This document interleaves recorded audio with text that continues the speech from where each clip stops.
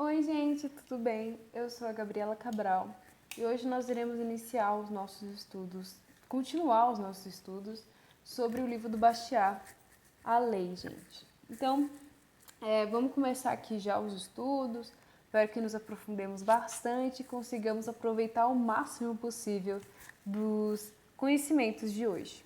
Bom, vamos começar aqui então sobre a visão do Bastiat sobre o sufrágio.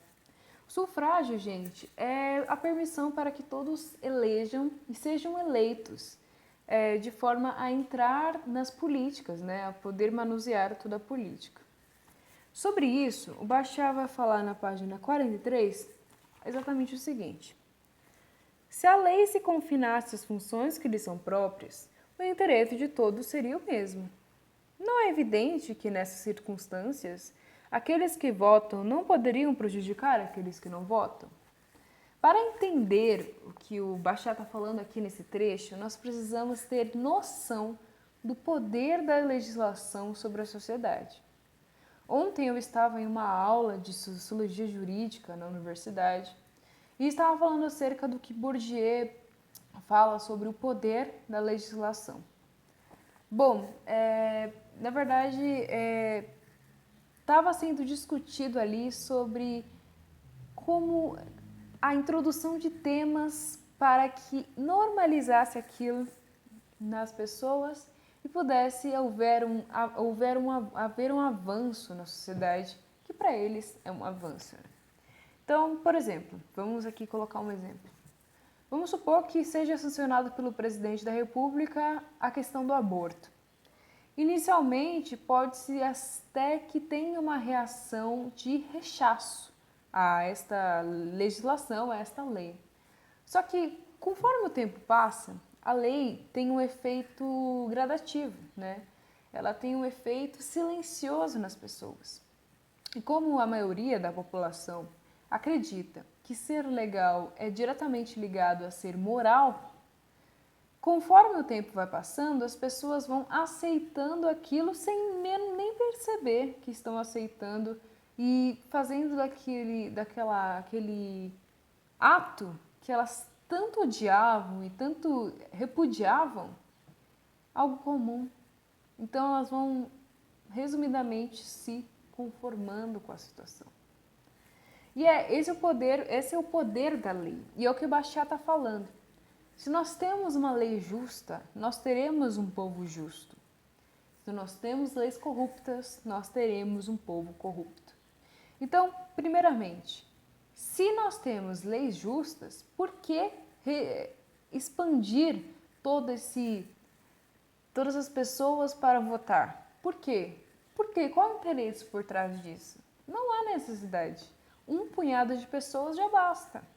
Eles já vão escolher bem, porque eles têm leis boas.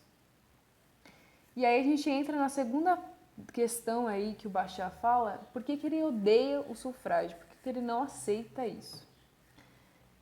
Porque se nós temos um voto restrito, é porque houve uma certa aclamação por isso, né? Uma reivindicação para se ter um voto restrito. Vamos aqui colocar, por exemplo, as feministas, né? Que pediram ali o sufrágio feminino e tal. Por quê? Qual que é por trás? O que um voto permite que a pessoa faça? O voto é um acesso livre à lei, a manuseio das políticas. E aí o que acontece? Uma pessoa tanto pode querer ser eleita para se beneficiar daquele cargo e ganhar em cima dos outros, tanto eleger pessoas para que seja beneficiada ou seu grupo seja privilegiado. Então, olha só, é um pequeno detalhe que muda tudo. O voto não é só um exercício de cidadania. O voto é uma chave, um caminho para se conseguir acesso aos seus objetivos.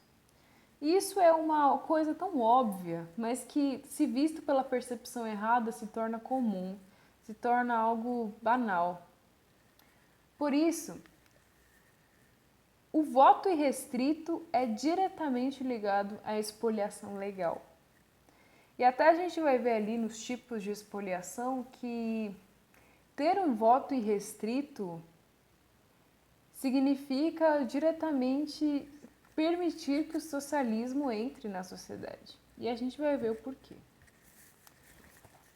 Mais páginas aí à frente, ele fala o seguinte: enquanto se aceitar que a lei seja desviada de sua função própria, que ela viole a propriedade em vez de protegê-la, todos deverão participar da criação das leis, seja para se proteger da expoliação, seja para praticá-la. Então, olha só, se tem uma corrupção das leis, nós temos uma corrupção de um termo básico, que é o de voto. Então, é muito importante que haja uma ilibação do ordenamento jurídico. O Estado precisa se manter em suas funções, porque se ele não se manter, a sociedade também vai sair dos trilhos. E aí ele também fala aqui sobre a escravidão e o protecionismo, né? Falando que a escravidão é uma expoliação ali, uma violação do direito da liberdade, e o protecionismo do direito da propriedade.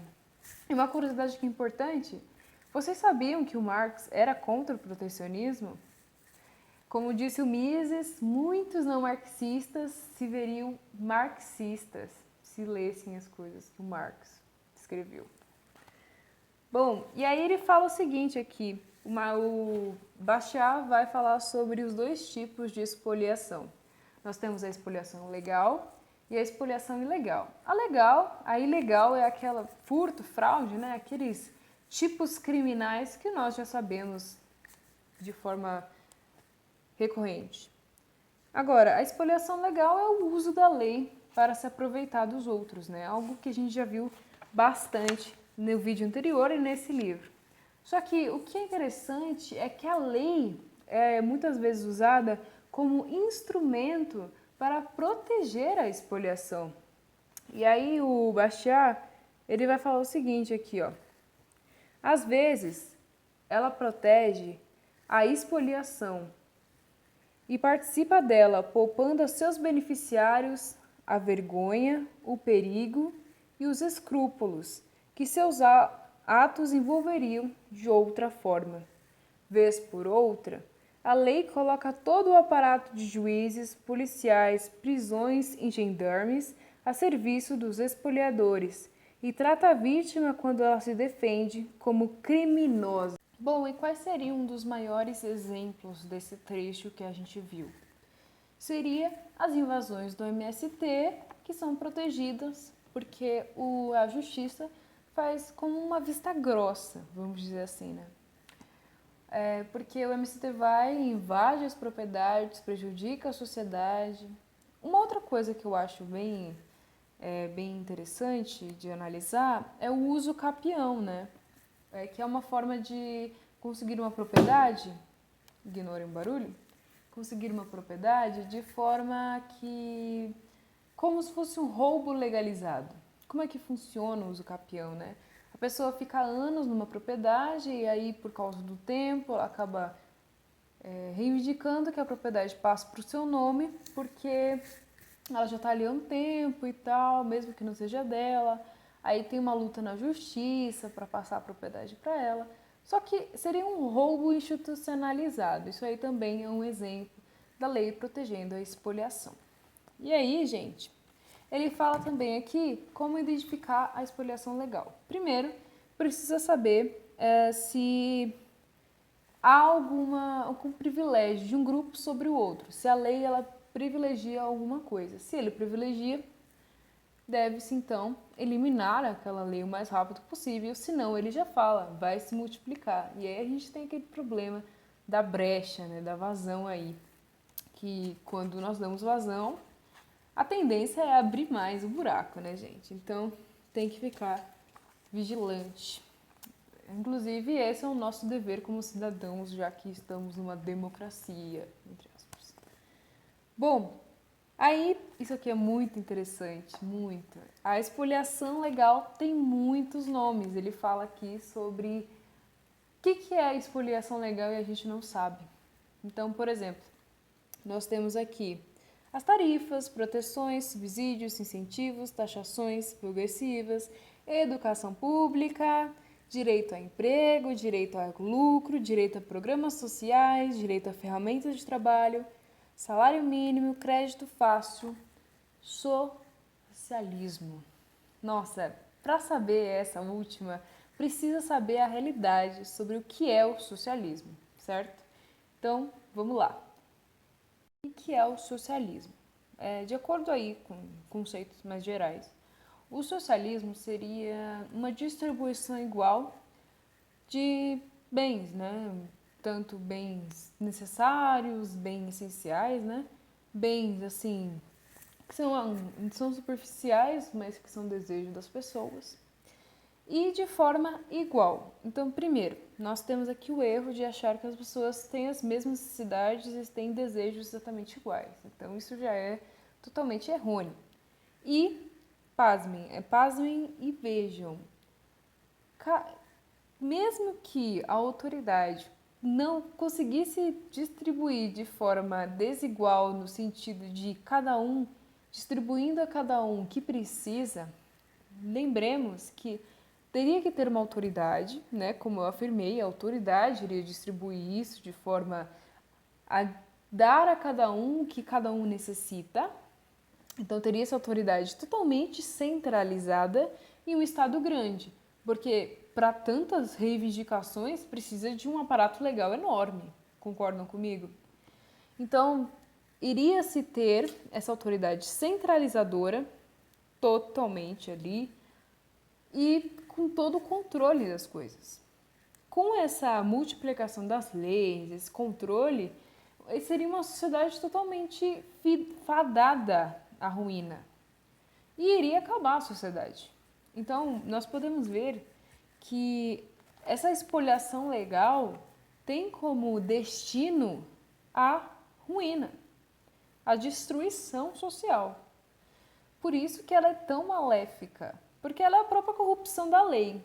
E se nós temos uma corrupção da lei e temos corrupção do povo, a tendência é realmente ele se degradar e cair e acabar, ser extinto, certo?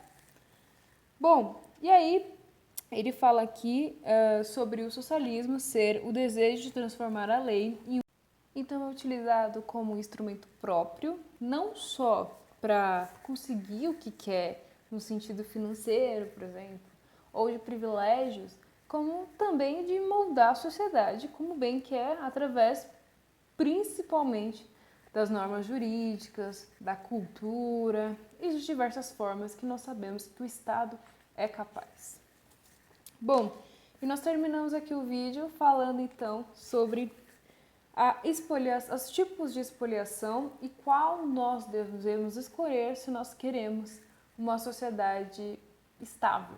Então, nós temos o primeiro tipo, que é na verdade ele não coloca nessa ordem, mas eu vou colocar do pior para o melhor.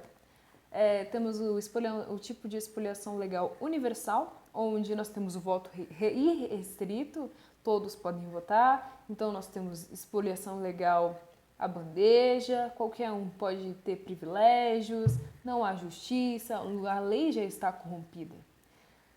E aí nós temos o segundo nível, que seria um nível, vamos dizer assim, que é o caminho para chegar ao melhor nível, que é a espoliação legal parcial, onde nós tivemos o voto restrito, só que queremos voltar à normalidade. Então, nós vamos restringir o voto novamente para evitar que o socialismo entre.